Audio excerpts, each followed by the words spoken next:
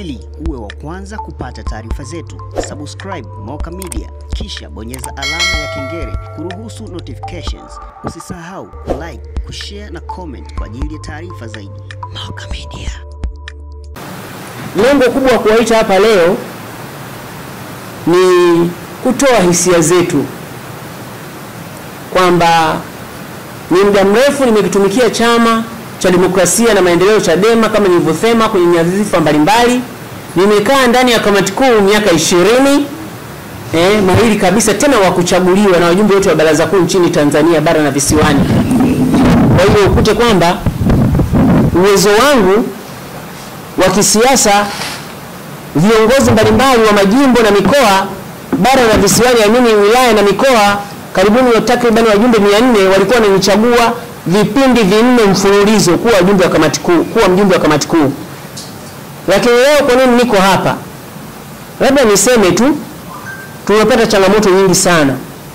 Baada ya uchaguzi mkuu wa ndani ya chama ulivyoisha tarehe 21 mwezi Januari, kama mnavyojua uchaguzi una makambi. Huyu anamuunga mkono huyu anamuunga mkono huyu. Lakini vile vile uchaguzi huu ulivyoisha tulitegemea kiongozi ambaye yuko madarakani mpaka hivi sasa, Mheshimiwa Lissu, kwa bahati mbaya sana yuko kwenye kuta za gereza, na makamu Heche hawakuweza kabisa kutuunganisha sisi wanachadema. Matokeo yake nini sasa? Ni matusi, ni kejeli, yaani mpaka mimi mtu mzima natukana mpaka na watoto wadogo. Kisa nini? Kwa nini ulimuunga mkono Mbowe? Hii si siasa, kila mtu ana upande wake. Lakini tuko tayari, mimi kama mlisikia kundi la G55, na mimi mmoja wapo. Nia na madhumuni kuingia kwenye ile kundi ni baada ya kauli mbiu ya chama chetu. Hiyo ni kauli mbiu, no reforms, no election. Na hii kauli mbiu ilitokea muda mrefu sana miaka ya nyuma. Hata tunaingia kwenye uchaguzi wa serikali za mitaa, hii kauli mbiu tulikuwa tunaimba. Lakini tukaona huko tunakoenda hii kauli mbiu, alafu uongozi wa chama unasema hii kauli mbiu ndo azimio la chama chetu kwenye baraza kuu na mkutano mkuu. Hata nikiwapa hapa document ambayo ninayo soft copy ya baraza kuu na mkutano mkuu, hakuna azimio kama hiyo. Hiyo ni kauli mbiu tu kama people's power nini. Lakini no reforms, kila mmoja tunahitaji kwamba michakato yetu ya kiuchaguzi hapa nchini Tanzania imejawa giriba kubwa.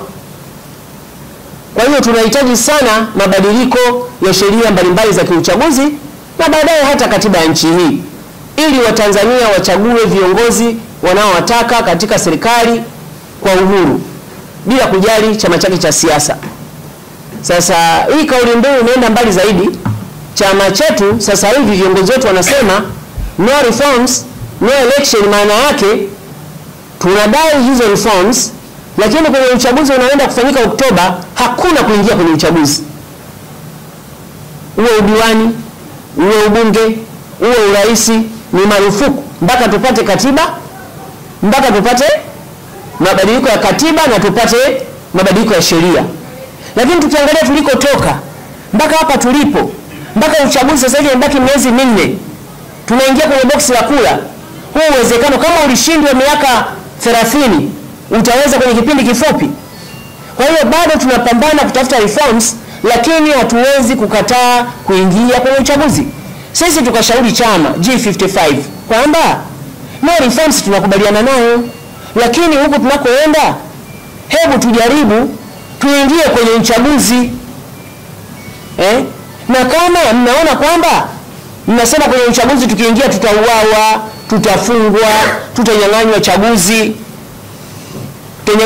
basi hizo no reforms tuzidai huko, wakati tukiingia katika boksi la kula. Wakasema haiwezekani. Nyinyi mnaopinga, nyinyi mnaotoa ushauri, maana tumetoa ushauri kwa chama. Nyinyi mnaotoa ushauri wa chama, nyinyi ni mapandikizi ya CCM. Nyinyi ni vibaraka wa CCM. Nyinyi mnahongwa na CCM. Ndio matusi sasa yakaambaa nchi nzima.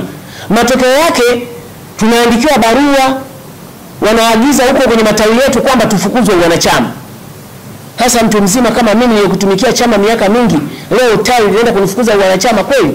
Heshima yangu iko wapi katika hii nchi?